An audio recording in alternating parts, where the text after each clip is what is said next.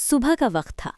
घर में हल्की हल्की धूप खिड़की से अंदर आ रही थी और उसी धूप के बीच खड़ी थी उन्नति। उसके चेहरे पर एक हल्की सी मुस्कान थी, लेकिन आंखों में कहीं न कहीं उलझन भी साफ दिखाई दे रही थी। तभी पीछे से विक्रांत आता है, धीरे से, और मुस्कुराते हुए कहता है, वैसे तुमने अभी तक मुझे मेरा जन्मदिन का तोहफा नहीं दिया। उन्नति थोड़ा चौंक जाती है, फिर मुस्कुराते हुए उसकी तरफ मुड़ती है। अरे हाँ, मैं तो ये पूछने ही वाली थी, बताओ तुम्हें क्या चाहिए। वो माहौल हल्का फुल्का था, लेकिन विक्रांत के चेहरे पर एक अजीब सी गंभीरता थी। उन्नति आगे कहती है, मैं तुम्हारे लिए तुम्हारी फेवरेट डिश बना देती हूँ, या फिर हम किसी अच्छे रेस्टोरेंट में डिनर के लिए चलते हैं, बताओ ना। विक्रांत उसकी आंखों में गहराई से देखता है। कुछ सेकंड की खामोशी, और फिर वो एक ऐसी बात कहता है जिससे सब कुछ बदल जाता है। मुझे तुमसे कुछ नहीं चाहिए, सिवाय एक बच्चे के। ये सुनकर उन्नति जैसे अंदर से हिल जाती है। उसकी मुस्कान अचानक गायब हो जाती है। वो कुछ कह नहीं पाती। विक्रांत उसके और करीब आता है। बताओ उन्नति, मुझसे अब और सब्र नहीं हो रहा। क्या तुम आज मेरे जन्मदिन पर मुझे ये तोहफा दोगी? उन्नति की आंखों में डर, उलझन और दबाव साफ दिख रहा था। कुछ पल के लिए वो चुप रहती है और फिर धीरे से कहती है, हाँ। लेकिन ये हाँ उसके दिल से नहीं निकली थी। ये सिर्फ एक मजबूरी थी। रात का समय, कमरे में हल्की रोशनी। विक्रांत बेहद खुश था। वो अपने सपनों में खो चुका था। वो मुस्कुराते हुए कहता है, मुझे नहीं पता क्यों, लेकिन इस बार मुझे पूरा यकीन है कि हमारा बच्चा ज़रूर होगा। वो आगे बोलता है, तुम्हें पता है, मेरे हाथ ना उसे अपनी गोद में लेने के लिए बहुत बेसब्र हो रहे हैं। उसकी आंखों में चमक थी। वो हंसते हुए कहता है, और देखना, वो बिल्कुल अपने पापा पर जाएगा, क्योंकि हमारे घर में सारे बच्चे अपने पापा पर ही जाते हैं। लेकिन उन्नति चुप थी। उसकी आंखों में आंसू भरने लगे और फिर वो अचानक बोल पड़ती है, विक्रांत, तुम क्यों नहीं समझ सकते? मुझे बच्चा नहीं चाहिए। विक्रांत एकदम से चौंक जाता है। क्या मतलब? उन्नति की आवाज़ अब कांप रही थी। अभी मुझे हमारा रिश्ता ही समझ में नहीं आ रहा।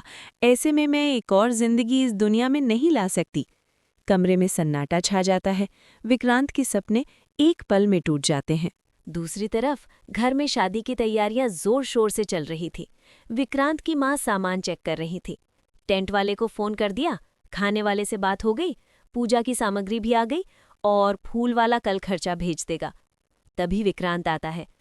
क्या हुआ माँ, आप इतनी परेशान क्यों लग रही हैं? माँ गहरी सांस लेती हैं। बेटा, तूने सारी तैयारियां कर दी हैं, लेकिन शादी सिर्फ दो लोगों का मिलन नहीं होती, दुनियादारी भी जरूरी होती है।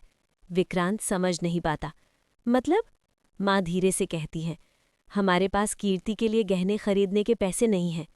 ये सुनकर विक्रांत भी थोड़ा परेशान हो जाता है, लेकिन वो खुद को संभालते हुए कहता है, माँ, ध्रुव को कभी कुछ नहीं चाहिए था। वो कीर्ति से प्यार करता है, बस यही काफ़ी है। माँ सिर हिलाती हैं। तू बहुत सीधा है विक्रांत, लेकिन सामने वाले उतने सीधे नहीं हैं। वो आगे कहती हैं, ख़ास तौर पर वो रीत। वो कीर्ति को बिल्कुल पसंद नहीं करती, हमेशा उसकी कमियां निकालती रहती है। विक्रांत अब गंभीर हो जाता है। माँ की आवाज़ में चिंता साफ थी।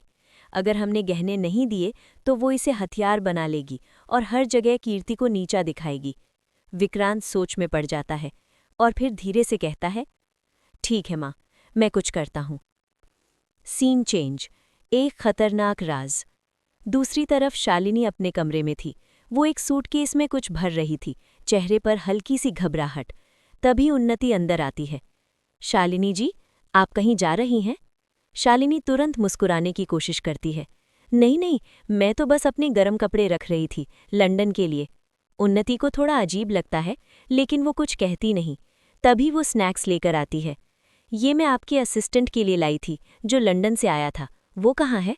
शालिनी एक पल के लिए रुकती है, फिर कैजुअली बोलती है, ओह अंगद, वो तो चला गया। उन्नति हैरान, कब? मैंने तो उसे जाते हुए नहीं देखा।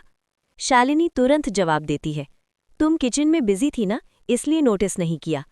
उन्नति को कुछ गड़बड़ लगती है, लेकिन वो चुप रहती है। थोड़ी देर बाद उन्नति सूटकेस उठाने लगती है। मैं इसे स्टोर रूम में रख देती हूँ। शालिनी अचानक घबरा जाती है। नो नो, रुको। फिर खुद को संभालते हुए कहती है, बहुत भारी है, तुम ऐसी हालत में नहीं उठा सकती, मैं बाद में रख दूंगी।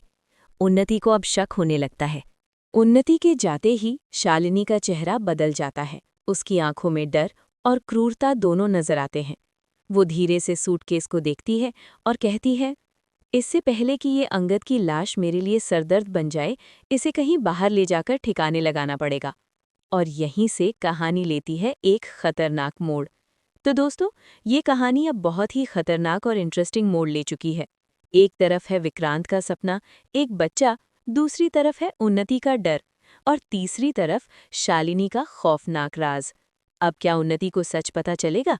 क्या विक्रांत अपने रिश्ते